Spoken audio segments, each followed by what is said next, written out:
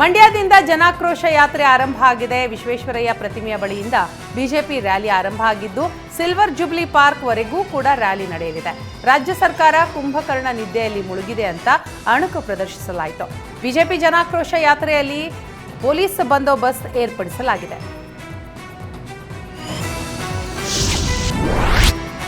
ರಾಜ್ಯ ಬಿಜೆಪಿಗೆ ಕೇಂದ್ರ ಬೆಲೆ ಏರಿಕೆ ಕುರಿತು ಗೊತ್ತಿಲ್ವಾ ಅಂತ ಗೃಹ ಸಚಿವ ಪರಮೇಶ್ವರ್ ಅವರು ಪ್ರಶ್ನೆ ಮಾಡಿದ್ದಾರೆ. ಜನಾಕ್ರೋಶ ಯಾತ್ರೆ ಅಲ್ಲ, ಬಿಜೆಪಿ ಆಕ್ರೋಶ ಅಂತ ನಿನ್ನೆ ಹೇಳಿದ್ದೆ, ಅದೇ ಈಗ ನಿಜವಾಗಿದೆ. ಆಕ್ರೋಶ ಮಾಡೋಕೆ ಹೊರಟಿರೋರು ಉತ್ತರ ಕೊಡಬೇಕಾಗಿದೆ ಅಂತ ಹೇಳಿದ್ರು. ರಾಜ್ಯ ಬಿಜೆಪಿ ಬೆಲೆ ಏರಿಕೆಯ ಬಗ್ಗೆ ನಮ್ಮ ವಿರುದ್ಧ ಪ್ರತಿಭಟನೆ ಮಾಡ್ತಾ ಇದ್ರು, ಇದರಿಂದಲೇ ಅವರ ನೀತಿಗಳು ಹೇಗಿದೆ ಅನ್ನೋದು ಗೊತ್ತಾಗುತ್ತೆ ಅಂತ ಪರಮೇಶ್ವರ್ ತಿಳಿಸಿದರು. ಕಾಂಗ್ರೆಸ್ ಬಿಜೆಪಿ ಮಧ್ಯೆ ಪ್ರತಿಭಟನೆಯ ಪಾಲಿಟಿಕ್ಸ್ ಈಗ ತಾರಕಕ್ಕೇರಿದೆ. ಸರಣಿ ದರ ಏರಿಕೆ ಖಂಡಿಸಿ ಬಿಜೆಪಿ ಕೈಗೊಂಡಿರುವ ಜನಾಕ್ರೋಶ ಯಾತ್ರೆಗೆ ಯೂತ್ ಕಾಂಗ್ರೆಸ್ ಟಕ್ಕರ್ ಕೊಟ್ಟಿದೆ. ಸಿಲಿಂಡರ್ ದರ ಏರಿಸಿರುವ ಕೇಂದ್ರ ಸರ್ಕಾರದ ವಿರುದ್ಧ ಬೆಂಗಳೂರಿನ ಫ್ರೀಡಂ ಪಾರ್ಕ್ನಲ್ಲಿ ಯೂತ್ ಕಾಂಗ್ರೆಸ್ ಪ್ರತಿಭಟನೆಗೆ ಇಳಿದಿದೆ. ಯೂತ್ ಕಾಂಗ್ರೆಸ್ ಅಧ್ಯಕ್ಷ ಮಂಜುನಾಥ್ ಗೌಡ ನೇತೃತ್ವದಲ್ಲಿ ಎತ್ತಿನ ಬಂಡಿ ಮೇಲೆ ಖಾಲಿ ಸಿಲಿಂಡರ್ ಹಿಡಿದು ಕೈ ಕಾರ್ಯಕರ್ತರು ಪ್ರತಿಭಟಿಸಿದರು. ಹಗ್ಗದಿಂದ ಆಟೋ ಎಳೆದು ತೈಲ ದರ ಏರಿಕೆಯ ವಿರುದ್ಧ ಕೈ ಕಾರ್ಯಕರ್ತರು ವಿಭಿನ್ನವಾಗಿ ಪ್ರತಿಭಟನೆ ನಡೆಸಿದರು. ಕೇತಗಾನಹಳ್ಳಿ ಜಮೀನು ಎಸ್ಐಟಿ ತನಿಖೆ ವಿಚಾರಕ್ಕೆ ಜೆಡಿಎಸ್ ಯುವ ಘಟಕದ ರಾಜ್ಯಾಧ್ಯಕ್ಷ ನಿಖಿಲ್ ಕುಮಾರಸ್ವಾಮಿ ಪ್ರತಿಕ್ರಿಯೆ ಕೊಟ್ಟಿದ್ದಾರೆ. ಕೇತಗಾನಹಳ್ಳಿ ಜಮೀನನ್ನ ಕುಮಾರಣ್ಣ 1985ರಿಂದ 4-5 ವರ್ಷಗಳಲ್ಲಿ 46 ಎಕರೆ ಜಮೀನು ಖರೀದಿ ಮಾಡಿದ್ರು. ಈಗ ಸರ್ಕಾರಿ ಜಮೀನು ಒತ್ತುವರಿ ಮಾಡಿಕೊಂಡು ಬಿಟ್ಟಿದ್ದಾರೆ ಅಂತ ಎಸ್ಐಟಿ ರಚನೆ ಮಾಡಿದ್ದಾರೆ. 5 ಜನರ ಎಸ್ಐಟಿ ತಂಡ ರಚಿಸಿ ತನಿಖೆಗೆ ಬಿಟ್ಟಿದ್ದಾರೆ. ನಮ್ಮ ಆತ್ಮಸಾಕ್ಷಿಗೆ ಅನುಗುಣವಾಗಿ ಕುಮಾರಣ್ಣ 1 ಇಂಚು ಸರ್ಕಾರಿ ಜಮೀನನ್ನ ಕಣ್ಣೆತ್ತಿಯೂ ಕೂಡ ನೋಡಲಿಲ್ಲ. ಇರುವಂತಹ ಜಮೀನು ಪೋಡಿ ದುರಸ್ತಿ ಮಾಡಿಕೊಡಿ ಅಂತ ಅರ್ಜಿ ಕೊಟ್ಟ ನಂತರವೂ ಕುಮಾರಸ್ವಾಮಿ 2 ಬಾರಿ ಮುಖ್ಯಮಂತ್ರಿ ಆದರು.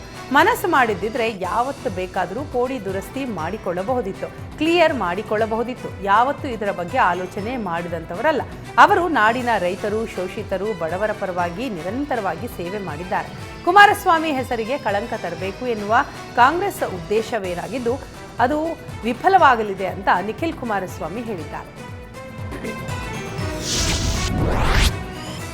ರಾಜ್ಯ ಕಾಂಗ್ರೆಸ್ನಲ್ಲಿ ಮತ್ತೆ ಡಿಸೆಂಬರ್ ಟೈಮ್ ಬಾಂಬ್ ಸ್ಫೋಟಗೊಂಡಿದೆ. ಡಿಸೆಂಬರ್ ಒಳಗೆ ಸಿಎಂ ಕುರ್ಚಿ ಖಾಲಿ ಆಗತ್ತೆ. ಒಂದು ವೇಳೆ ಸಿಎಂ ಬದಲಾಗದೆ ಹೋದ್ರೆ ನನ್ನನ್ನ ಬಂದು ಕೇಳಿ ಅಂತ ಚನ್ನಗಿರಿ ಶಾಸಕ ಬಸವರಾಜ ಶಿವಗಂಗಾ ಅಚ್ಚರಿಯ ಹೇಳಿಕೆಯನ್ನ ಕೊಟ್ಟಿದ್ದಾರೆ.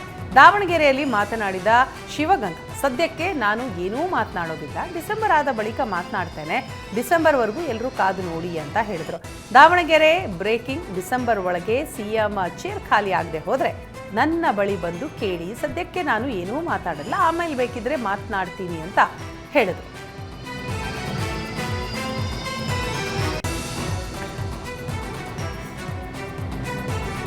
ಬೆಲೆ ಏರಿಕೆ ಹೆಚ್ಚಳವನ್ನ ಖಂಡಿಸಿ ಜನಾಕ್ರೋಶ ಯಾತ್ರೆಯನ್ನ ಕೈಗೊಂಡಿರುವ ಬಿಜೆಪಿಗೆ ಶಾಸಕ ಬಸವರಾಜ ಶಿವಗಂಗಾ ಟಾಂಗ್ ಕೊಟ್ಟಿದ್ದಾರೆ.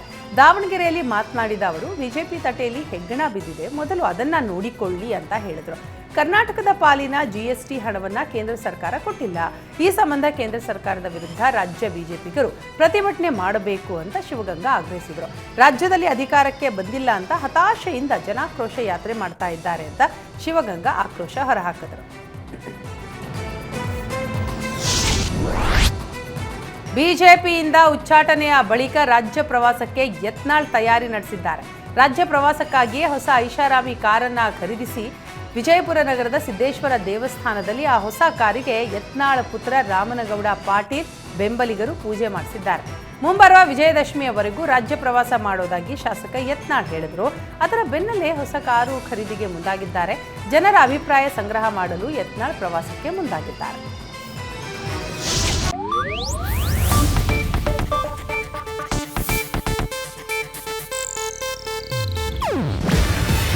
ಇದು ಏಷ್ಯಾನೆಟ್ ನ್ಯೂಸ್ ನೆಟ್ವರ್ಕ್ ಪ್ರಸ್ತುತಿ. ನೀವು ನೋಡ್ತಿದ್ದೀರಾ ಏಷ್ಯಾನೆಟ್ ಸುವರ್ಣ ನ್ಯೂಸ್.